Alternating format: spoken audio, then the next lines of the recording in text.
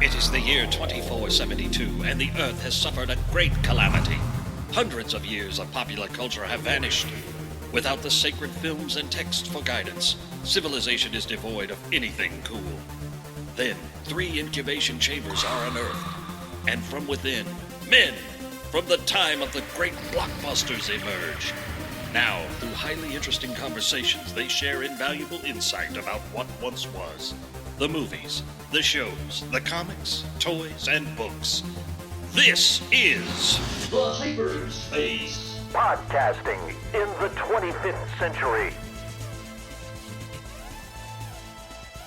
Welcome, podcast pioneers, to podcasting in the 25th century with the Hyperspace, the interweb's only podcast. I'm Mike, and joining me is... I'm Jared. Yeah, I'm Matt. Wow. That is, it's a new day, and it's a new podcast, and it's a new intro. That was something else, I tell you. Wow. It's only been, 6 months? It's been a while. Well, since we've done this. To be fair, a lot has been going on. That is an understatement. Oh, yeah. When we last podcasted, when last we sent an episode out to you, one of us lived in Florida. Yeah, two of us. One of us lived in Florida. One of us lived in Tennessee, and one of us lived in New York. Now one of us lives in Florida. 2 of us live in Tennessee. But the person who lived in Florida is different. Yes, there has been some moving and shaking going on, and some life changes. Yes, big life changes.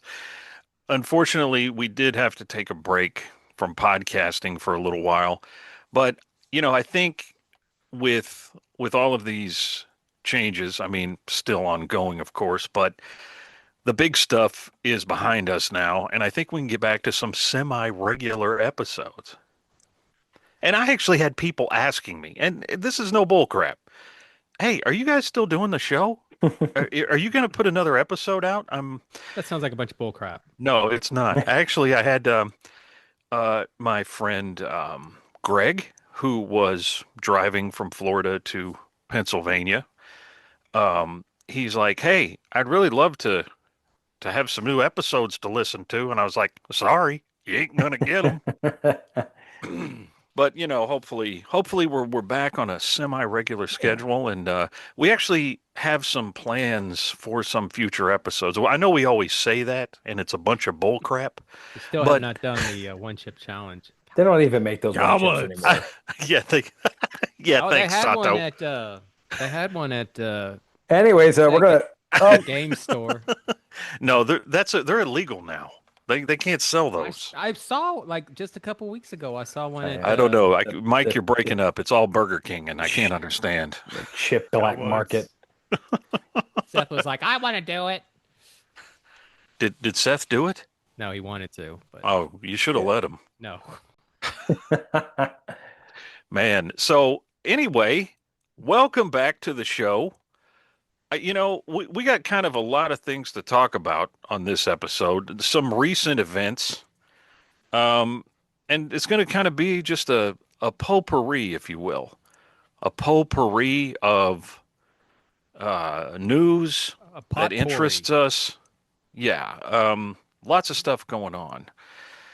I think we just found out this evening as we record this episode in the old calendar on October 16th, 2025, one of the stars of The Phantom of the Park has passed away. I'll tell you, since we actually did that episode, which if you haven't gone back and listened to the Phantom of the Park episode where we reviewed probably, and I'm not being facetious here, probably one of the top 5 movies ever made for television. Starring Kiss and everyone else. Actually, it wasn't until we did that episode that I really didn't know much about Kiss. I never listened to Kiss. I didn't follow Kiss. I actually thought Kiss was kind of ridiculous, and I always thought that they were just kind of a joke band that somewhat, for some reason, people follow and like them.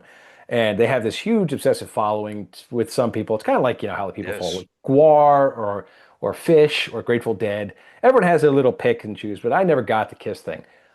But it wasn't until we started doing that episode where I started to deep dive and I listened to interviews and believe it or not, I think the interviews from Kiss were more Well, entertaining than the music ever was for me. yeah, the same thing. I remember because the same time I was doing the same thing.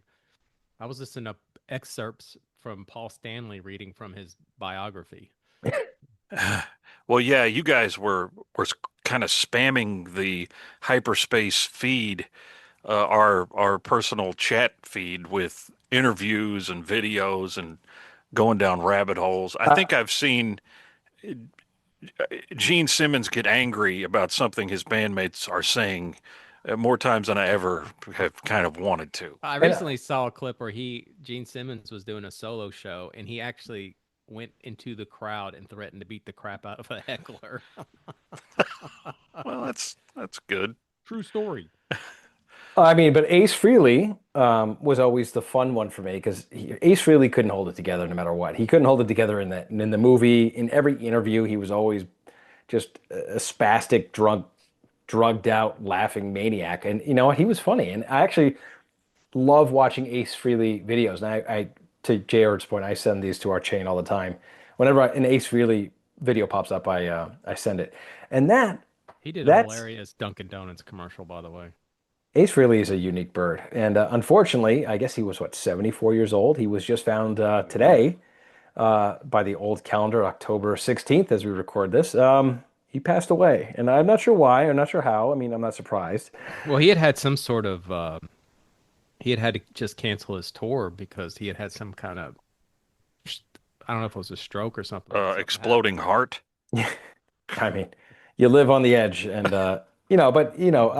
like I said, their music was never my cup of tea, but I respect them for what they did and how far what they achieved as a brand, as a band, and as unique individuals. They really took a gimmick and made something super Well, powerful out of it. it's something that has transcended their musical career. Is that they were Mhm. they were toys, they were comic books. That there were it was a brand beyond their music.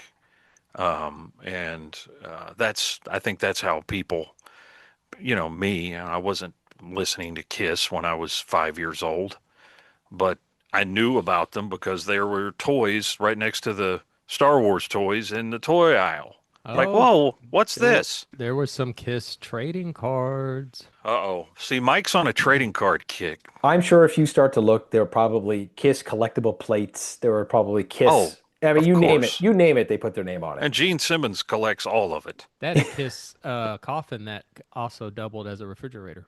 You could Nice. keep your beer in. So we don't need to belabor the. I highly recommend everyone go back and listen to our episode, our review of Phantom of the Park, and uh, and get a kick out of it because honestly, it's so campy and ridiculous. It just will make you laugh. And Ace Yeah. Frehley is a superstar in his own weird world in this, and you should just go back and listen to it. I love the review. It's one of my favorite episodes, and it got me interested in Kiss, something I never ever would have been interested in learning about. And Yeah. Ace Yeah. Frehley, rest in peace, whatever you're doing Well, now. speaking of resting in peace, we did have um, a, uh, a genre luminary Mhm. passed away this past week, as it is measured, of course, in the old calendar. Drew Struzan, poster artist extraordinaire, he died after, I believe he had Alzheimer's, which, that's particularly devastating because he had to, when you get that, it just robs you of everything. And, he couldn't paint anymore. And I think that's why he retired some years back.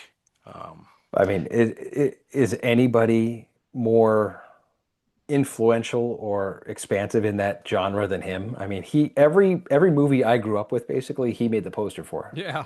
yeah, Even ones I didn't realize it. I always forget that he did the movie poster for the thing. I mean, he did. Because that yeah. one doesn't look like his standard No, I mean, it's very simple, but very I'm evocative. scanning through a bunch of them. I'm seeing like Lady Hawk, Goonies, Police Academy 2, Yeah, uh, he Big did. Trouble in Little China. I mean, iconic posters that. One of his first big gigs was I don't want to say big, but was the Alice Cooper "Welcome to My Nightmare" album cover. Oh, is that right? That's cool. I mean, he really did all the Indiana Jones, Star Wars. He I did mean, the Hmm. re-releases, which were great yep. posters that went with the prequels. I mean, Yeah. it's just He-Man, Masters of the Universe with Dolph Lundgren. He did. I mean, he did all these things. And I was thinking about this, guys. What's a movie that you guys have seen recently that you like that you're like that was a great movie, like a new release? Um, Man, there's crickets there. I know, but it's tough, right? What's a modern Uh, movie that you thought was pretty decent? let's see.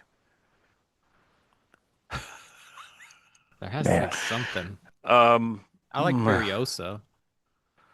Okay, Furiosa. I did too. Fury Road. I liked. Oh, Now, I love Fury Road, but I'm talking. I thought like more recent, like within the 5 years. I no, guess. it's fine. And that this is kind of what I'm getting at. Would you right now go out and buy a Furiosa poster, or Oh like no. you wouldn't, right? Now, I think the posters have become. First off, I don't think that they're as creative anymore. They're not as works of art as what you used to see when we grew up with. I mean, what we grew up with mm, were really fantastic, amazing things. And if you saw the poster, it was as good as a movie trailer because it still drew you in. There was excitement, there was mm. interest, there was intrigue in the poster. But like movie posters as a medium to get me to go see the movie, I think has gone the wayside. I Oh would yeah. never buy a movie poster. I mean, I love like Fury Road's a great example. I think Fury Road is one of my favorite movies in the past 20 years that came out. I would never go out and buy the movie poster, but I would Yeah, the tomorrow go poster buy an was kind Empire of Strikes crappy. Back, or I'd buy something nostalgic like an Indiana Jones and not think twice about it. But Fury Road, like I said, Fury Road, fantastic movie. Loved it to death. I'll watch it every time it comes on. I would never buy the poster. So it's Well, like, I think too they kind of started to fall into that Marvel motif design. Um, Where it's just it's sort of photoshopped heads, yeah, all in a row with and somebody then if dominating the mm. background. and if it's for China, they put the black characters real small in the background. Yes, yes, they do. So here's a question. So like now I'm coming from like the golden age perspective of growing up with like the great movies of the 70s, 80s and early 90s and the great That's where we're all coming from, Matt. but You're not but too far. my point is are kids today interested in movie posters? Like Mm. for new movies Well, like when a movie comes out, do they want to get the poster of it? Is that something interesting to them or not? we got the movie poster for Shin Godzilla, but David really likes that Well, movie, and it is a you pretty cool know, poster. I can't speak to like other kids, but Hannah, and I think it comes from us imparting that to them, Mhm. because Hannah has a Drew Struzan Muppet movie poster hanging in her room. Completely get that. And those are part of the nostalgia and part of what, to your point, what you've imparted on her. But yeah, are there original things that she's watching that she's like, I want the poster for that now? Um, no, Is she no, jumping to get, K-pop Demon Hunters on her wall? no. And I'll tell you this, my two girls are obsessed with K-pop Demon Hunter, which is Hmm. actually not a bad movie if you're forced to watch it. Well, I'll Uh, take your word for it. they will never want a movie poster of that on their wall. Yeah. I just don't think it's like kids these days they don't care that much. I mean, I'm sitting down Well, here and there's the movie posters aren't that interesting. They used to, I that's mean, that true. was what they would do to sell the movie to draw you Exactly. in. But, I'm sitting down here in my new place and I'm just surrounded by posters, just looking around. And there's several I'm looking at right now that are Drew Struzan. Uh, I got all three Back to the Future posters next to each other. You They know, kind of, uh, I saw this recently, like a few weeks ago, where the Spielberg had Struzan do different versions of the Goonie movie poster, Yeah, I've seen with that. each with each kid. character being at the top Yeah, featured. I thought that was like a really cool thing to do. Yeah. yeah, that is. And, I think the first time I sort of He did some Star Wars novels too. I'm sure he did Yes, other he did a novels, lot of Star Wars novels, and also the which kind of tied him into the continuity of the movies at the time. speaking of which, he did these the all these indie covers Oh for yeah. the novels that they did in the 90s. Struzan did all of those. But the first time I sort of like really paid attention, I got the LP soundtrack to Back to the Future when the movie came out. And of course, his poster art was featured on the LP. And, you know, when you have vinyl, you have a big, I mean, it's a big picture of the movie poster. And I started looking at it and I saw his name. I saw Drew. Yeah, he had that Well, signature that yeah. he always put on there. And I was like, well, that's interesting. Well, I guess that's the guy who drew it. But I just remember looking at that poster, and this sounds weird to say, but, you know, even like Marty's jeans, like when he's standing sort of like with his legs splayed and one leg is inside the car, um, like the stitching on the jeans was painted in there. And also, you know, in the crotchal region, since his legs were sort of parted, you could see he had a button fly. Like he painted in a button fly that was sort of popping out. And you can see that is a button fly. And I was like, holy crap, that is like super attention to detail. Jared, I have to, you may be the only person in the country, or maybe the world even, to acknowledge Drew's talent of drawing crotches. Yeah. I mean, come on.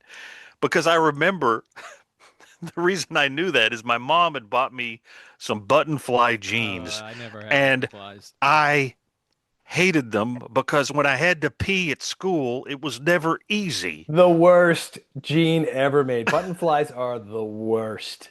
There's no purpose They're for the it. worst. They're the worst. And you're right. And when it's an emergency, I mean, good as a luck. kid, it's like over because it's like you can get them open, but it's like I can't button this back up. No, it's like James Bond defusing a bomb. It's like Yes, the time is running out. You know that it's like you might not make it. terrible, It's terrible. awful. But anyway, yeah, Drew Struzan, that was sad to hear about. Yeah. And there was another, as we're talking about Drew, but Matt, you mentioned another artist who recently passed away. Yeah, I saw it in Um, the news. Renato Casaro, I think. Renato Casaro. He he wasn't as prolific, but he did a lot of foreign films, but some of the films that he did local were like Conan the Barbarian, mhm, The Never-Ending Story. Uh, yeah. he did the Rambo movies. He did a Well, lot. Drew actually, Bruce did the Drew, first yeah, blood. he did First Blood. Right. Let me clarify. He did like Rambo 2, Rambo 3. He did all the Yes. Oh Rambos yeah, after. okay. He did that cool Flash Gordon one. He did Flash Gordon. So he did like some ones that I Oh liked a yeah, these lot. are cool. These are good looking But posters. again, here you go. This is a medium which is being Oh, kind of cheapened out, as you said earlier, with like Photoshop. It's just kind of Hmm. the art of it is going away, and Yeah. that's what these were. Just like great movie scores, these posters are pieces of the movie that are just as important to the marketing and the footprint, fingerprint, and he memory did of what the Army of movie is. Darkness. That was pretty cool. He did that Yeah, he cool did Army of Army of Darkness. Darkness, right? Yeah. Yeah, So he did Um, he did a bunch of stuff. So I mean, it's like these his are stuff was a interesting little people. more comic booky. Yes, I agree.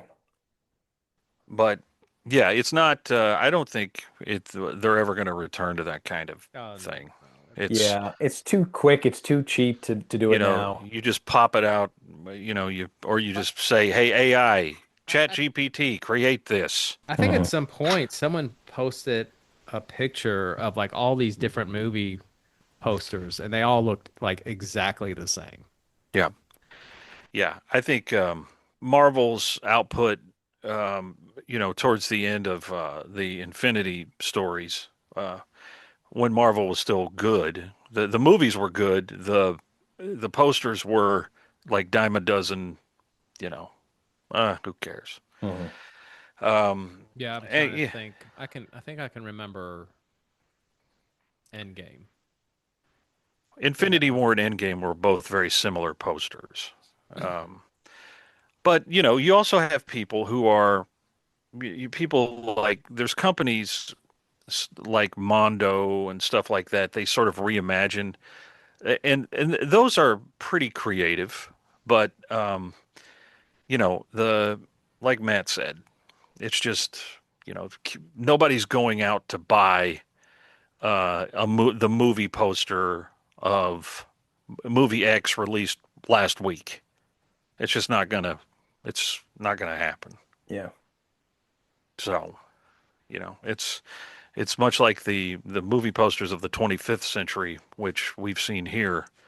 Which Or they're just QR codes. yes, it's just a big QR code and a lot of tiny QR codes, and you don't know what. I mean, your ocular implants scan them, and then you are given a generic image. So it's pretty awesome. This is the world of the 25th century. Only a handful of scientists remain, men who have vowed to rebuild what has been destroyed. This is their achievement.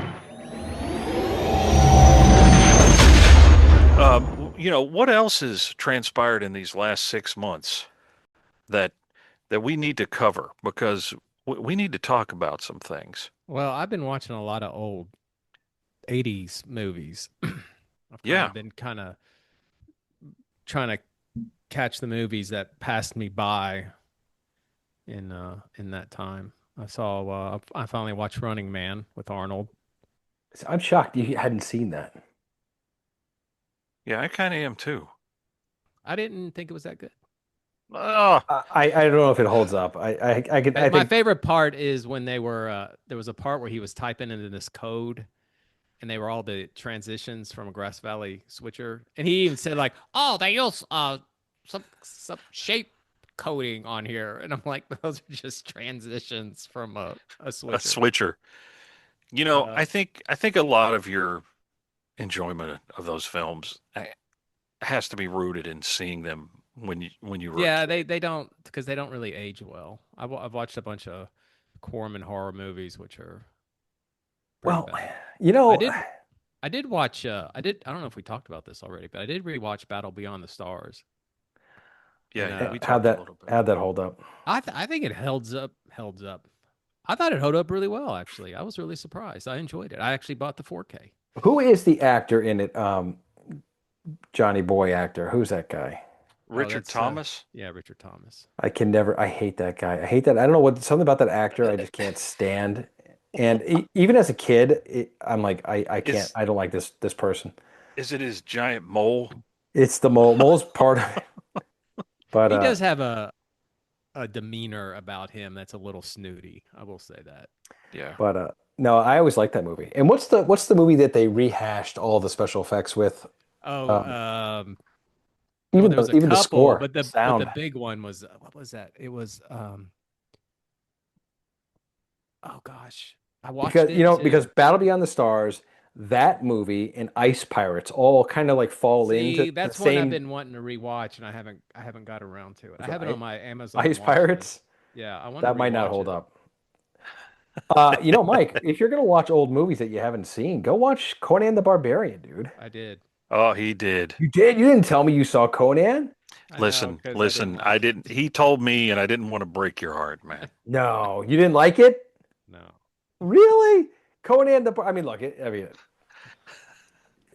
I don't know. I Sorry. mean, Listen, I can unironically enjoy Conan the Barbarian. me too. I love I, Conan. I like it. I mean, but maybe it's another one of those things where it's like, It's you too know, far gone. Conan was Space Raiders. Sorry, Space Space Raiders. Raiders. Yes. Yes. I watched that movie too, and that movie. Yeah. It was bad. Did you ever watch Star Crash? I've watched it. Mystery Science Theater did it, and I think I've watched it by itself. But yeah, that movie Man, was Jared and I screened that. Yeah, jewel. we did. We watched it, I think, with the Sith Lord. Mhm. Who's the girl And, that's in it? She was in a Bond movie. Yeah, she was really pretty. Yeah. I can't remember. David Texan. Hasselhoff and Hasselhoff's in It it. doesn't look like David Hasselhoff. It's weird because it's like, well, I guess it's him. It kind of looks like him, but he looks so different. Yeah, he's very young. But yeah, that was something else. But we should What else? you know, have I we should watched? take I it. can't remember. We should take advantage of some of this. If you're going to watch something, we should all watch it and we could crank out a retrospective rewind review. Oh, Caroline Monroe. Oh, look her up. Okay.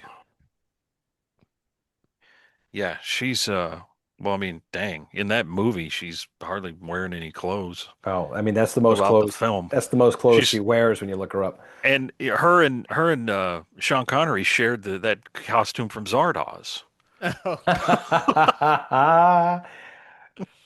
The penis is bad. oh The God. Beatles. Man, I don't think I you can know ever what? watch that again. No. I listened to our podcast about Zardoz not too long ago because I listened to a lot of our old shows when I was packing up and Sure. everything, and Zardoz was among them. And listen, I'm telling you right now, if you just want to hear like funny crap, just go back. You don't even have to have seen that episode or you haven't seen the movie. Just go listen to the Zardoz episode we did, and it'll entertain you. That is something. That movie is something else.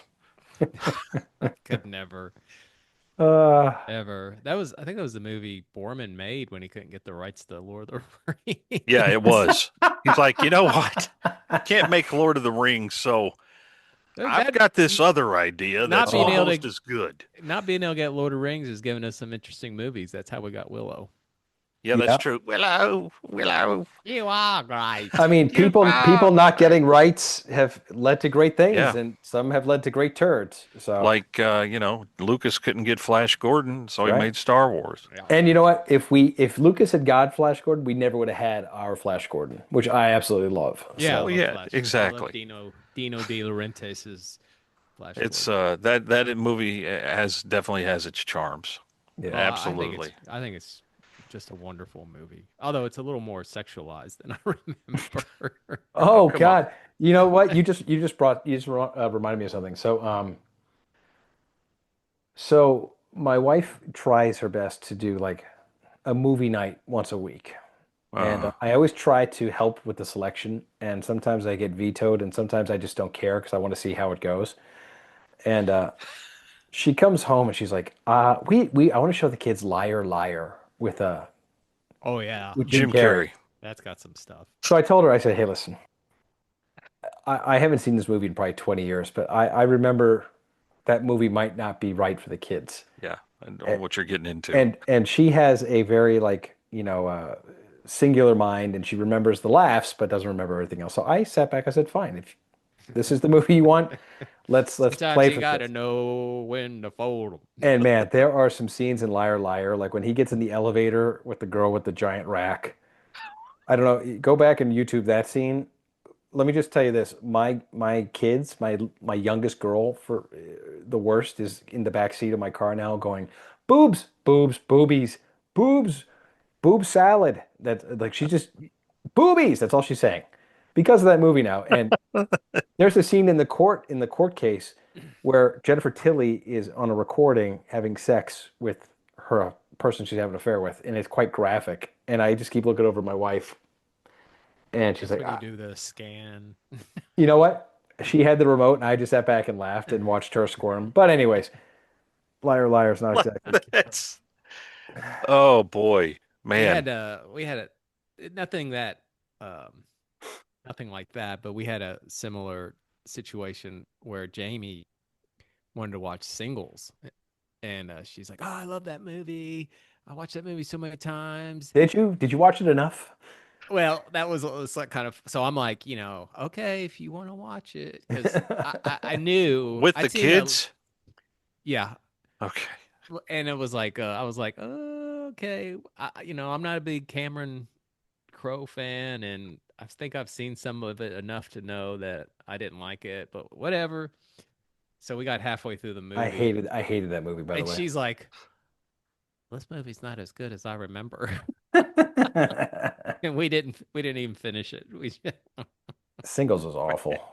Yeah, Anything with Matt Dillon sucks. It was so of like trying to cash in on the whole grunge movement. It was so Oh, Oh yeah, obvious. yeah, yeah. That was what, like You know who's 92? in it? Matt Uh, Dillon and Winona no, Ryder but and Winona No, Ryder's not Winona in it. Ryder, you're confusing that with Reality Bites. Oh yeah, you're right. Uh, the guy that's one of the main guys who's dating Ethan Kevin Hawke, was he Bacon's in it? wife. No, No, that's he's the one. Reality Bites. Oh He's man, the I'm one. conflating those two. Both crappy movies. That was Gattaca. Uh, Gattaca, Oh, Gattaca. Matt's favorite film. I love So Gattaca. anyway, no, the guy. Remember the director we interviewed, Yeah. Yeah. the lead guy in his movie, who was Oh, also who was Peter in Parker's dad. Spider-Man? Yes, he was in Singles, but you don't. And he Oh, was also in Jurassic Park. yeah, he was in the But crappy you don't really recognize Campbell him 'cause Scott. he's young. Campbell Scott. Scott. Yeah. Yeah. He's young, and his hair is like dark. It's not turned white, and but yeah, he's in it. You're like, hey, This was just you said it best. It was the grunge, like leaning And on I the don't like grunge angle. grunge. No, nobody liked I grunge. I did not like. I like Nirvana fine, but nothing else. Like I didn't like I mean, any of it. I liked Alice in Chains, A lot of people and liked they were featured in that movie, but they weren't really. They were still rock and roll to me. They weren't like a emo grunge sound, but to each their own. But singles I sucked. didn't get into Soundgarden. I tried to Oh, listen to I their hate Soundgarden. album, and no, the I first three songs. like a couple of songs. I like the first three songs on that album, and then after that, I'm like, I feel like I'm listening to the same song through the whole. But yeah. Yeah, So the grunge grunge thing is passed me grunge by. is very overrated. I mean, Nirvana was a big hit. I wasn't. I don't look at him as the voice of my generation that so many people did. I think it's kind of comical that people are so like, oh, Kurt Cobain was a Well, it's genius. because he died. Kurt And I'm Cobain not was saying that to be morbid. no, but it's like all right. It's true because he died. If I guarantee you, if he had lived, the band would not be as remembered as they are now. I agree. What else is going on, Jared? What have you been up to? What have you seen? What have you done? What have you done? Who have you killed? Well, I'm not tell you who I've killed. Um, I have seen, this past summer, I usually go to the movies quite a bit during the summer because I want to see, the tent poles. And, it was a pretty lackluster summer. I mean, the reason I think I enjoyed the films is because I was able to go to see them with my dad. I got to say, the most recent Jurassic Park movie was,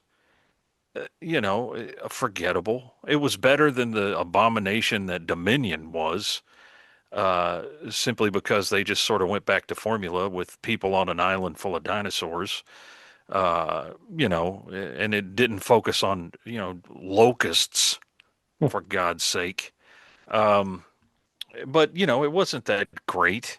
This visuals were, pretty impressive, but that's to be expected. You know what? And Mike disagrees with this. I did enjoy Superman. I I did thought too. Yeah, I I thought like Superman. Superman. I thought it was fun. I don't think it.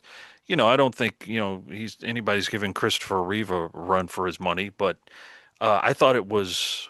I thought I enjoyed it. I had a good time. I think it was also kind of a fresh take on Superman. So I mean, I liked it. I thought Superman was a fun character, in the show. I think it was fun. I liked it. My kids liked it. I thought it was fun. In fact, it got my kids more interested in seeing the original Superman. They haven't seen it yet, and they asked to see it. So I'm like, yeah, this is great. Okay. Speaking of movies, guys, though, I am super psyched. We've been kind of priming the kids over here because on October 31st, they're re-releasing Back to the Future in the theater. And Yep. I'm told Christy, I said, listen, we got to take them to the movies. She's like super psyched about it. And I'm even more excited because when Jared and I saw it in the theater back, 10 years, 20 years, It's 15, about 15 years ago. it held up perfect. It was awesome. And Yeah. I can't wait for my kids to see it because they've never seen it. Actually, that's not true. We tried to watch it, but then something happened. We got about a quarter of the way through. But in the movie, you're a captive audience, and I think they're going to love it. Oh, it's going to be great. And I just listened to Michael J. Fox's brand new memoir, Future Boy, that he put out. That he talks about the making of the Back to the Future, and it was Did he do the Who did did he that? do the audiobook? Did he do the yeah audiobook? he did, and sometimes it's rough, but you can tell sometimes he's really struggling, but sometimes he sounds normal. But it's an interesting because it's sort of it's his own words and there's some interesting behind the scenes stories that I didn't know, and he actually talks about how he reached out to Eric Stoltz to participate in the book, and Eric Stoltz didn't really want to go on record, but he's like, "Hey, can we just hang out and talk?" And Michael J. Fox talks about that and how they kind of became friends because of this book he'd never met Eric Stoltz in the 40 years since they made that movie. Wow. And but I thought that was kind of interesting. But yeah, it's definitely an interesting listen. And let's see, what else is happening here? Well, we've got a lot coming up. We have an actual season that we're going to be dropping for you guys. I know it's been a long time. I think so. I think we have enough. One show that I've been wanting to do, and the guys have seemed, sort of on board with it.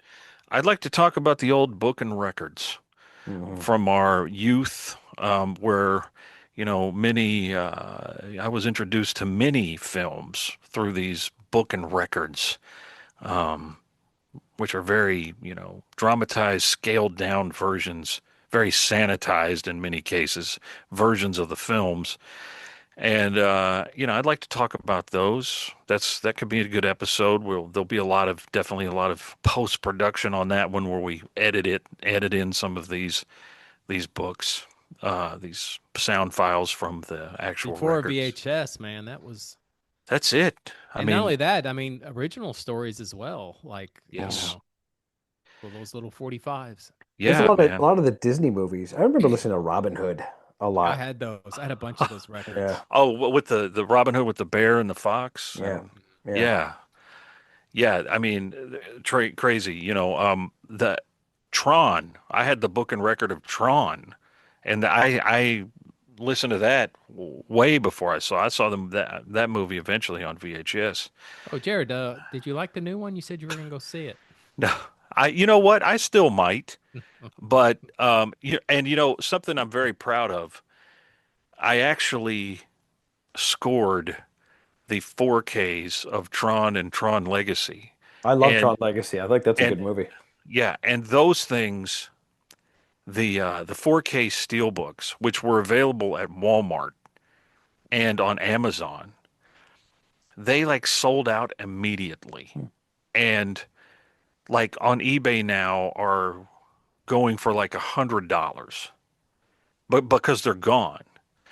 But I found the last two at a Walmart about 2 weeks ago, Hmm. and I snatched them up. I haven't, Tron is it's not a good movie. It's very weird and it doesn't make a lot of sense. But I'm actually looking forward to looking at it on 4K just to kind of see what it looks like. I'll tell And you, the making of that movie is very interesting. yeah, and I think they ported over they released it on Blu-ray some years ago. Yeah, I just got the Blu-rays actually. I found like the 2 set, and I think it has all the extras on it. Yeah, and Like a I haven't good, seen- good I sharp haven't- close up of the shame soup. yeah. I haven't seen Legacy since the theater, so at Well, some point I'm hoping to. I think Legacy, like Matt said, is like an underrated gem. I a really little bit. liked it when I saw it in the theater. And I think one thing I've heard about the new movie, spoiler alert, is that it's not a sequel to Legacy. All the business from Legacy is sort of done away with in the first 10 minutes. And it's Yeah. like, Which oh. fans of Tron will love. sure. Well, It's like, if you remember how Legacy ended, it was with Cora and Sam. Cora is an AI being in the real world, which is what they're trying to do with, I guess, Jared Leto's character in this one. And it's like, Sam, he retired and he's not head of the company anymore. And I mean, it sounds to me like a very generic sci-fi story that they just branded Tron elements to. yeah, It's not very, and you know what? I've heard Tron's not even in the movie. no, Bruce Boxleitner has said, no, I Tron's not in it. I heard that Disney has officially permanently shelved the Tron franchise, that they're done with it. Well, because it flopped. It Yeah, flopped well, Well, badly. I would have liked to have seen what they were going to make years ago before they pulled the plug on it the last Yeah, time. that's when Joe yeah. Kosinski was working on his sequel to Legacy. And he went on to do other things like Maverick, which is fantastic, and obviously a talented filmmaker, Mhm. but I guess they didn't think Legacy made enough Well, something money. bombed and they pulled it because Well, Legacy didn't make a no, lot of there was a money. movie that bombed right before they started. They were in pre-production. They had set up. Uh, They had set. they were ready to go. Yeah, and something bombed. Some movie bombed, and then so they pulled the plug on it. Well, I mean, they don't learn because apparently, I guess in a post-credit scene sets up potentially Sam and Cora's return. And well, guess what? You don't get to make that movie now because you'd made this one. I mean, it's a miracle that Legacy got made. I mean, Tron was moderately nostalgic. It wasn't a favorite of many people. Tomorrowland.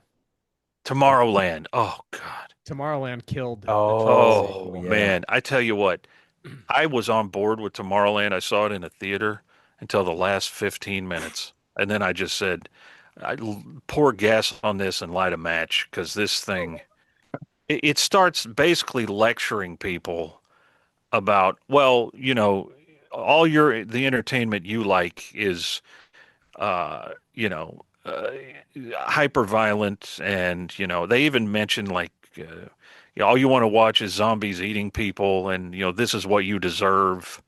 And, yeah, it was like, I was like, what? I mean, it was a pretty interesting film up until the last 15 minutes. It was like the terrible, last 30 minutes of The Matrix 2, where that guy just starts talking nonsense. And I was just like, what? What is this crap? What has happened? Ergo. Yes, Argo. With apologies to our friend Deke, who likes that movie, but it's I not a don't good mind movie. it. It's got It's some cool action. I think you could cut about 30 minutes out of that movie and it'd be better. maybe the last 30 minutes with Colonel Sanders Well, to talking. me, the Frenchman bothers me more than Colonel Sanders, to be honest Oh with you, boy, they brought him back for part 4. which was fantastic. Oh gosh, I haven't seen that part 4.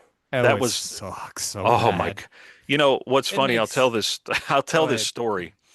This was back in the COVID times when they were putting movies out in theaters and on demand immediately.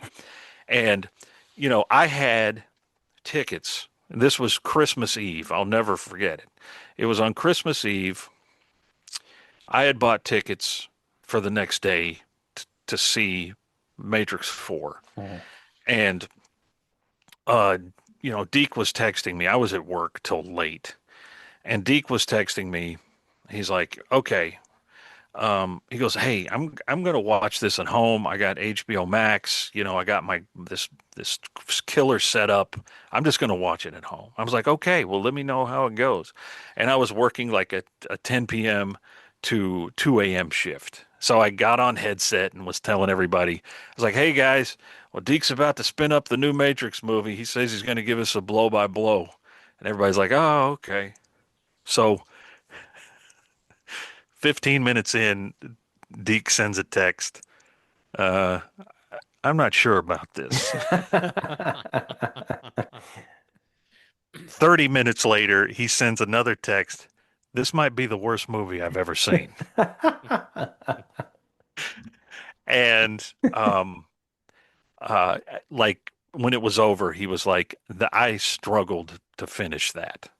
And I was like, man, instantly go online, Fandango, get my ticket money back, cancel the ticket, and then come home and jump on Pirate Bay to see. What was the premise of it? I didn't even like it came Well, out. it kept nodding. It kept winking at itself. Like Yeah. it was so lame. Neo was resurrected, but he didn't remember who he was. Yes, they plugged Neo back into the Matrix. And he was making a game about the Matrix. Ugh. Yes. So they're it's self-referential. They're like the events of the original trilogy is the game in this movie. Ugh. He's remembering. And when he gets his powers back, it's so stupid because all he does is he holds his hands out through the whole, like whenever people are, because he's super powerful again. So all he has to do is hold his hands out and people would just fly away from him. And there's a scene where he's on a motorcycle and I guess it's Trinity's driving the motorcycle and he's on the back of the motorcycle with his hands out. It's just so stupid looking. Yeah. It looks stupid. I mean, it just undid everything because Yeah, you just think don't in the even watch it. Matrix, Never watch it. the Matrix, him and Trinity die at the end of that, Right. and which in itself is a bummer, and it's why you should only watch the first one because, but when this is one of those classic things where it just undone. It's explained that the machines healed Neo's wounds and plugged him back in because he's so powerful. They need his super battery to help them. Oh. And they did the same with Trinity for the same reason. But they didn't remember each other. She had a family. She was married to the director of the John Wick movies and had kids. I mean, it was just it was so bad. And they had a different Morpheus. And Yeah, literally- Morpheus was different for some and reason. Literally, when they brought back the Frenchman, it's almost like that was man, if you had any hope that this movie would recover, Mhm. no. Could you hear that conversation in the drawing room? We were like, "What's the one thing that we need? What's the Oh one well, element?" they brought what's her name back? Jada Smith. Yeah, she's the only person they brought back. The most unlikable person in Hollywood is the one person. Well, except for And they Keanu put- and Carrie yeah, Ann Moss. and they put old makeup on her. Yeah, and it looks stupid It looks terrible. because the movie itself takes And place about she 70 tries to years sound later, old by talking like which this. which makes no sense because if it's 70 years later, how are Carrie Ann Moss and Keanu Reeves the same? I don't know, but It does. Why are we talking about this? you guys convinced me. I'm gonna go watch it as soon as this show's over. Buy the No, 4K 4-movie box set. No, I did actually buy the 4K 3-movie box set, and that's fine. That's enough. I've got the I'll- Blu-rays. I I'll don't leave feel it any there. need to go up to 4K. But it's been great. Are any final thoughts here before we completely wrap this up? No, we're back. Well, We're back. Yeah. I found another Star Trek book I didn't know about. Oh man, Mike sends in our chain the other day. He's like, "Hey, keep your eye out for this. If you see this, let me know." I'm like, "It says Star Trek. What's it called?" Starless World. Starless World. The So Starless World. we find it on eBay. It's everywhere on eBay. It's like 1,000 copies. I'm like, "Mike, here's a copy." He's like, "No, No, no, I no." know, but it had to be just right. No, but he's like, "I'm not paying shipping for this book." I said, "Fine. Here's one for $3.50 free shipping." He's like, "Yeah, I don't know. The condition might be bad." I'm like, "You It think?" says acceptable. It says acceptable. Look, I've got one coming to me. I like literally the next day because I have notifications set up on eBay. Right. So when I'm looking for Pops is listed, I get a notification. And it was literally like the next day I had one come up and I'm like, "Ooh, this one looks like it could be good." And I always try to get ones where they actually post a picture of the book and they don't use a stock image. Because did I tell you about my issues with buying books off eBay? Did I talk about this on the podcast? Where they send me the wrong book. Oh, it's Oh, not. really? But I that thought you just- happened. I thought That's you just happened, got like- books autographed by Walter Koenig. No, like I've been trying to get those V books, and I swear to you, I bought the same book like 4 times, and they send me the wrong book. But I think it's a scam because they put those coupons in there to try like those food delivery things. And every time they give me my money back. So it's so bizarre. It's like they'll ship me. It happens all the time. I've actually like they had this one book, like 10 copies available that it's supposed to be really rare and they're selling it for $5. I thought about buying all 10 copies to see if all 10 copies are wrong. And then to see if they'd give me a refund for all 10 copies. When did this book come out? Was it a pocket book? Which no. one? The Starless one World. that you, Starless World. Because I don't remember. That was a ever- Bantam It book. was published by Bantam, which Bantam had it before Pocket. Pocket. So they released. Mm. They had the episode adaptations. Mm-hmm. They had a few making of books, and they had some original novels. They did it. I think they had about 20 original novels. I don't think I ever read any of them. I just read the Pocket Yeah, they ones. came out in the early 70s. Yeah, they're weird because all they had to go on was the episodes. Right. And when you read them, you can sort of feel that limitation. And they're told by those old-fashioned sci-fi writers where it's like really weird stories. Yes. He approached the computer bank. Yeah. And it's all very, the terminology's not quite Like right. I read an original they did like how they did the adaptation of the episodes, but they had one book that was dedicated to Mud. It was the 2 Mud episodes adapted and an original Mud story. And man, the original Mud story is weird. I mean, it is. I have that book. I think it's called Mud's Planet or something. Mhm. That's a Bantam book. Yes, it's so It's in the strange. Bantam, At one yeah. point, they jettison a bunch of these androids into space, and they're like bopping around against the spaceship hull. It's so bizarre. Bopping around. Anyway, it's really weird. Man. Well, keep us updated on your book Yes. adventure. Yeah, The hunt for Bantam Trek. but I think it's the last one of that series. That He's gonna get some Costa Rican toilet paper in the mail. I think I'm gonna be okay with it. Well, we hope that you're okay with this, listening audience, because we are happy to be back here dropping episodes on a regular basis, maybe not weekly, certainly monthly, hopefully. Good grief, if we can get our act together. You know how long it took for us to try to get this together. This has been like 3 weeks in the making here. So, but, in the meantime, please tell people the hyperspace has returned, and we're here for you. Go check out. This is a good time to go check out our back catalog, because this is our 6th year of doing this. We've got episodes going back. We've got sub-series. We got special limited series. We got everything. We got Star Wars. We got Rocky Balboa. We got everything you want. Hundreds and hundreds of episodes. Go back and check some out. Yes. Start with Zardoz and then go to Kiss Phantom of the Park. Kiss Phantom of the Park, and don't discount Roar. Oh man, Roar. And you got to find the episode. We should revisit that movie.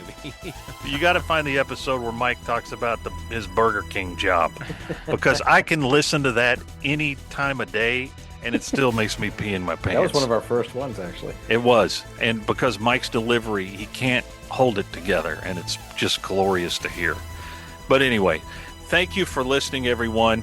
Please share the show, review the show if you're able to, and all that great stuff. And we will see you next time.